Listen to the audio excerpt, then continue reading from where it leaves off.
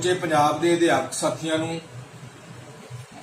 Appeal करदा है कि कल नूं जिहड़ा गवर्नमेंट टीचर यूनियन पंजाब दे वल्लों रोस दिवस बंगार दिवस के रूप च मनाया जा रहा है, उहदी संबंध दे विच साथियां दे कुछ सुझाव सीगे कि पंजाब दे अध्यापकां नूं इह दस्सिया जावे कि बंगार दिवस मनाउण दे लई असीं पंजाब दे अध्यापक क्यों मजबूर होए।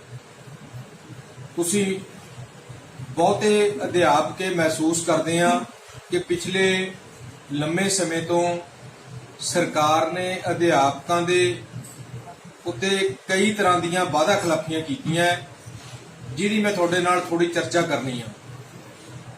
अध्यापक दोस्तों, जदों पंजाब दे विच मौजूदा सरकार बनी आ तां सरकार पंजाब दे जिथे वख-वख वर्ग दे लोकां दे नाल ਇਹ वादा करके आई सी, चोण मनोरथ पत्र ਵੱਖ-ਵੱਖ वर्गां दे लई ਵੱਖੋ ਵੱਖਰੇ बनाए सी। उत्थे अध्यापकों दे लई भी अध्यापक मसलिਆਂ ਦੇ ਉੱਤੇ ਸਿੱਖਿਆ ਦੇ ਉੱਤੇ एक ਵੱਖਰਾ ਜਿਹੜਾ चोण मनोरथ पत्र बनाया गया सी। मुख मंत्री कैप्टन अमरिंदर सिंह जी ने उस चोण मनोरथ पत्र ਨੂੰ अध्यापकों ਦੇ रूबरू ਕਰਨ ਦੇ ਲਈ ਫਤਿਹਗੜ੍ਹ ਸਾਹਿਬ ਦੇ ਵਿੱਚ ਇੱਕ टीचर कम कैप्टन कॉफी प्रोग्राम भी किया सी। उस चोण मनोरथ पत्र दे विच अध्यापकों दीयां समस्यावां दा हल करन वास्ते कैप्टन साहब का कहना यह सी कि जे साडी सरकार बनदी आ तां असीं सरकार बनन तो तुरंत बाद जिहड़े अध्यापकों दे लंबित मसले आ उन्हां सारिਆਂ दा निपटारा करांगे। वो की सी? वो ये सीगा कि विभाग दे विच बहुत सारे अध्यापक बहुत निगूणियां, उन्होंने मैं तनख्वाहां नहीं कहांगा कि निगूणे मेहनताने दे उत्ते निगूणे भत्तियां दे उत्ते काम करते सी। उन्हां दीयां सेवावां नूं रैगूलर करन दा मसला सी। और इस तो बिना पिछली सरकार ने भी पे कमीशन दीयां रिपोर्टां लटकाईयां होईयां सी और डीए दीयां किस्तां पिछली सरकार दे समय तो टुटणीਆਂ शुरू हो गईयां सी। और ये सारे वादे उन्हां दे सी कि असीं जिथे तुहाडीਆਂ ਇਹ आर्थिक ਮੰਗਾਂ ਉੱਥੇ ਅਧਿਆਪਕਾਂ ਦੇ ਵਿੱਚ ਜਿਹੜਾ ਤਨਖਾਹ ਦਾ ਪਾੜਾ ਇਹਨੂੰ ਦੂਰ ਕਰਕੇ ਤੁਹਾਡੀ ਇੱਕ ਜੋ ਯੋਗ ਤਨਖਾਹ ਬਣਦੀ ਹੈ ਉਹਦੇ ਉੱਤੇ ਸਾਰੇ ਅਧਿਆਪਕਾਂ ਨੂੰ ਪੱਕੇ ਕਰਾਂਗੇ। ਔਰ ਨਾਲ ਦੂਜਾ ਵਾਅਦਾ ਇਹ ਸੀਗਾ ਕਿ ਉਹ ਜਿਹੜਾ ਸਮੁੱਚੇ ਪੰਜਾਬ ਦੇ ਲੋਕਾਂ ਦੇ ਨਾਲ ਕੀਤਾ ਕਿ ਘਰ ਘਰ ਨੌਕਰੀ ਦੇਣ ਦਾ ਵਾਅਦਾ ਪੰਜਾਬ ਦੀ ਸਰਕਾਰ ਨੇ ਕੀਤਾ ਸੀ। ਅੱਜ ਅਧਿਆਪਕ ਦੋਸਤੋ ਵਾਪਰਿਆ ਇਹ ਆ, ਜਦੋਂ ਸਰਕਾਰ ਬਣੀ ਸਰਕਾਰ ਨੇ ਸਿੱਖਿਆ ਵਿਭਾਗ ਦੀ होर विभागों की तरह आकार घटाई का काम शुरू किया। बहुत अनेकों ही पोस्टां जिहड़ियां सिक्ख्या विभाग दे विचों खत्म कर दित्तियां, जिहदे विच JBT तो लैके प्रिंसीपल तक सारे वर्गां दीयां पोस्टां खत्म कीतियां गईयां। जिथे 1904 HT दीयां पोस्टां खत्म कीतियां, उत्थे नाल ही मिडल स्कूलों दे विचों C&B दीयां पोस्टां खत्म कीतियां। उत्थे नाल ही ये भी जिथे 6 पोस्टां मिडल स्कूल दे विच घट्टो घट्ट ਦਿੱਤੀਆਂ ਜਾਂਦੀਆਂ ਸੀ, ਹੁਣ ਉੱਥੇ 4 पोस्टां ਦੇ ਨਾਲ ਕੰਮ ਚਲਾਉਣ ਦਾ ਜਿਹੜਾ ਸਰਕਾਰ ਦਾ ਯਤਨ ਆ। ਇਸੇ ਤਰ੍ਹਾਂ ਜਿਹੜੀ ਸੈਕਸ਼ਨਾਂ ਦੀ ਗਿਣਤੀ ਮਾਨਯੋਗ ਸਾਡੇ ਆਪਣੇ ਵਿੱਤ ਮੰਤਰੀ ਜੀ ਉਹ ਕਹਿੰਦੇ ਸੀਗੇ ਕਿ ਅਸੀਂ ਕੁਆਲਿਟੀ ਐਜੂਕੇਸ਼ਨ ਨੂੰ ਇੰਨੀ ਇੰਪਰੂਵ ਕਰਨਾ ਹੈ ਕਿ ਅਸੀਂ ਸੈਕਸ਼ਨ ਦਾ ਸਾਈਜ਼ ਛੋਟਾ ਕਰਕੇ ਬੱਚੇ ਨੂੰ ਕੁਆਲਿਟੀ ਐਜੂਕੇਸ਼ਨ ਦੇਣੀ ਆ। ਉਹਨਾਂ ਨੇ ਕੀਤਾ ਕੀ ਆ ਹੁਣ ਕਿ ਬੱਚਿਆਂ ਦੀ ਗਿਣਤੀ ਦਾ कोई पैमाना नहीं रहा। सैक्शनां च 90-90, 80-80, 70-70 बच्चे बैठे हैं ते उत्थे अध्यापक नहीं दिते जा रहे, भर्ती की नहीं जा रही। ये सारा कुछ जिहड़ा वापर रहा है इहदी पिठ भूमि च जे जाइए पिछले समय च पंजाब च एक संघर्ष अध्यापकों वालों सारियां जथेबंदियां ने बड़ी शिद्दत दे नाल शुरू किया।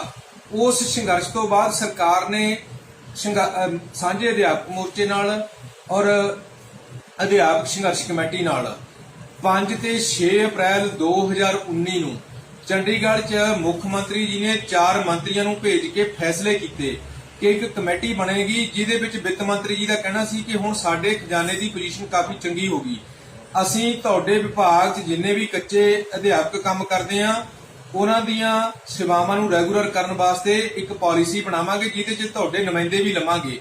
ਔਰ ਦੂਸਰਾ ਇਹ ਸੀ ਕਿ ਜਿਹੜੇ 8886 ਅਧਿਆਪਕਾਂ ਨੂੰ SSA ਰਮਸਾ ਤੋਂ ਵਿਭਾਗ ਦੇ ਵਿੱਚ ਲਿਆਂਦਾ ਗਿਆ, ਜਿਨ੍ਹਾਂ ਦੀ ਵੱਡੇ ਪੱਧਰ ਤੇ ਤਨਖਾਹ ਕਟੌਤੀ ਹੋਈ ਆ, ਉਹਨਾਂ ਦੀ ਤਨਖਾਹ ਨੂੰ ਰਿਵਿਊ ਕਰਨ ਵਾਸਤੇ ਵੀ ਉਹ ਕਮੇਟੀ ਫੈਸਲਾ ਕਰੇਗੀ। ਇਸ ਤੋਂ ਬਾਅਦ ਇਹ ਸੀਗਾ ਕਿ ਜਿਹੜੇ 51 78 ਵਾਲੇ ਅਧਿਆਪਕਾਂ ਦੀ ਰੈਗੂਲੇਸ਼ਨ ਲੇਟ ਹੋਈ ਆ ਉਹਦੇ ਸੰਬੰਧ ਦੇ ਵਿੱਚ ਉਹ ਕਮੇਟੀ ਫੈਸਲਾ ਕਰੇਗੀ। ਜਿਹੜੀਆਂ ਪੋਸਟਾਂ ਵੱਖ-ਵੱਖ ਕਾਡਰਾਂ ਦੀਆਂ ਖਤਮ ਕੀਤੀਆਂ ਗਈਆਂ ਉਹਨਾਂ ਪੋਸਟਾਂ ਨੂੰ ਰਿਵਾਈਵ ਕਰਨ ਵਾਸਤੇ ਉਹ ਕਮੇਟੀ ਹੈ ਜਿਹੜੀ ਫੈਸਲਾ ਕਰੇਗੀ। ਪਰੰਤੂ 1.5 ਸਾਲ ਤੋਂ ਉੱਪਰ ਦਾ ਸਮਾਂ ਬੀਤਣ ਦੇ ਬਾਵਜੂਦ ਕੋਈ ਵੀ ਫੈਸਲਾ ਜਿਹੜਾ ਹੁਣ ਤੱਕ ਕੋਈ ਕਮੇਟੀ ਨਹੀਂ ਬਣੀ, ਕੋਈ ਫੈਸਲਾ ਨਹੀਂ ਹੋਇਆ। ਔਰ ਉਸ ਸਮੇਂ ਜਿਹੜਾ ਲੰਮਾ ਸੰਘਰਸ਼ ਟਰਾਂਸਫਰਾਂ ਦੀ ਨੀਤੀ ਦੇ ਸੰਬੰਧ ਵਿੱਚ ਸ਼ੁਰੂ 'ਚ ਹੋਇਆ ਸੀਗਾ ਔਰ 88 86 ਦੀ ਤਨਖਾਹ ਕਟੌਤੀ ਦੇ ਉੱਤੇ ਹੋਇਆ ਸੀ।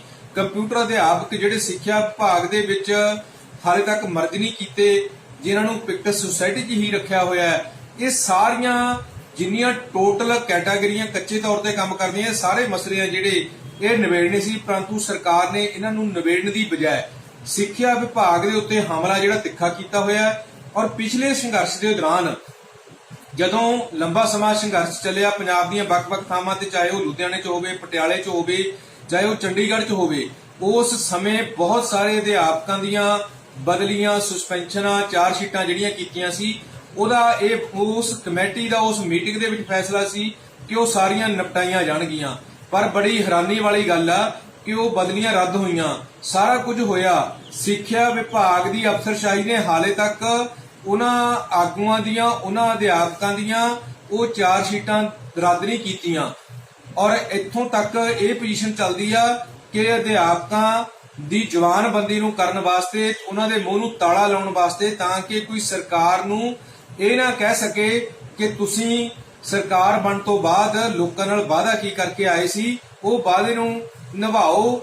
ਇਹਦੇ ਉਲਟ ਜੇ ਕੋਈ ਬੋਲਣ ਦਾ ਯਤਨ ਕਰਦਾ ਹੈ ਤਾਂ ਉਹਨੂੰ ਦਬਾਉਣ ਦੇ ਲਈ ਤਰ੍ਹਾਂ-ਤਰ੍ਹਾਂ ਦੇ ਹੱਥਕੰਡੇ ਅਪਣਾਏ ਜਾ ਰਹੇ ਆ। ਇਸ ਕਰਕੇ ਹੁਣ ਤਾਂ ਸਾਥੀਓ ਇਸ ਕਦਰ ਹੋ ਗਿਆ ਕਿ ਜੇ ਸਰਕਾਰ ਨੇ ਅਧਿਆਪਕਾਂ ਨੂੰ ਡੀਏ ਨਹੀਂ ਦੇਣਾ, ਪੇ ਕਮਿਸ਼ਨ ਨਹੀਂ ਦੇਣਾ, ਪੰਜਾਬ ਦੇ ਮੁਲਾਜ਼ਮਾਂ ਦੇ ਨਾਲ ਇਹ ਸਾਰੇ ਧੋਖੇ ਕਰਨੇ ਆ, ਉਹਨਾਂ ਦੀਆਂ ਤਨਖਾਹਾਂ ਕੱਟਣੀਆਂ, ਹੁਣ ਤਾਂ ਗੱਲ ਇੱਥੋਂ ਤੱਕ ਵੱਧ ਗਈ ਆ ਕਿ ਤੁਹਾਡੀ ਤਨਖਾਹ ਨੂੰ ਰੋਕਣ ਦੀਆਂ, ਤੁਹਾਡਾ ਮੋਬਾਈਲ ਭੱਤਾ ਵੀ ਘਟਾ ਦਿੱਤਾ ਗਿਆ, 2 ਮਹੀਨੇ ਪਿੱਛੇ ਤੁਹਾਨੂੰ ਭੱਤਾ ਦਿੱਤਾ ਹੀ ਨਹੀਂ। ਔਰ ਇਸ ਤੋਂ ਬਾਅਦ ਕੋਈ ਨਵੀਂ ਭਰਤੀ ਦੀ ਗੱਲ ਨਹੀਂ। ਕਿਤੇ ਕੁਝ ਨਾ ਹੋਣ ਦੇ ਬਾਵਜੂਦ ਅਸੀਂ ਜਿਹੜਾ 5 ਤਰੀਕ ਦਾ ਬੰਗਾਰ ਦਿਵਸ ਮਨਾ ਰਹੇ ਹਾਂ, ਉਹ ਜਿੱਥੇ ਸਮੁੱਚੇ ਪੰਜਾਬ ਦੇ ਅਧਿਆਪਕਾਂ ਨੂੰ ਮੈਂ ਅਪੀਲ ਕਰਦਾ ਹੈ ਕਿ ਸਾਥੀਓ ਇਹ ਘਰਾਂ ਦੇ ਉੱਤੇ ਆਪਣਿਆਂ ਦੇ ਬੰਗਾਰ ਦਿਵਸ ਦੇ ਉੱਤੇ ਆਪਣਾ ਕਾਲਾ ਝੰਡਾ, ਕਾਲਾ ਮਾਸਕ, ਕੋਰੋਨਾ ਦੇ ਦੌਰ ਦੇ ਦੌਰਾਨ ਕੋਈ ਕਾਲਾ ਦੁਪੱਟਾ ਕਿਸੇ ਵੀ ਤਰ੍ਹਾਂ ਆਪਣੇ ਪਰਿਵਾਰ ਦੇ ਮੈਂਬਰਾਂ ਨੂੰ ਨਾਲ ਲੈ ਕੇ ਉਹ ਆਪਣੇ ਘਰ ਤੇ ਚਲਾਓ ਔਰ ਆਪਣੀ ਫੋਟੋ ਖਿੱਚ ਕੇ ਸਰਕਾਰ ਤੱਕ ਪਹੁੰਚਾਉਣ ਦੇ ਲਈ ਸੋਸ਼ਲ ਮੀਡੀਆ ਤੇ ਪਾਓ, ਤਾਂ ਕਿ ਪੰਜਾਬ ਦੀ ਸਰਕਾਰ ਨੂੰ, ਜਿਹਦਾ 3.5 ਸਾਲ ਦਾ ਕਾਰਜਕਾਲ ਪੂਰਾ ਹੋ ਗਿਆ, ਉਹਨੂੰ ਇਸ ਗੱਲ ਦਾ ਪਤਾ ਲੱਗ ਸਕੇ ਕਿ ਅਸੀਂ ਪੰਜਾਬ ਦੇ ਅਧਿਆਪਕਾਂ ਦੇ ਨਾਲ ਚੋਣ ਮਨੋਰਥ ਪੱਤਰ 'ਚ ਜੋ ਵਾਅਦਾ ਕੀਤਾ ਸੀ ਉਹ ਇੱਕ ਵੀ ਪੂਰਾ ਨਹੀਂ ਕੀਤਾ। ਅਸੀਂ ਸਾਰੇ ਉਹ ਤੋਂ ਉਲਟ ਨਵਾਏ ਆ।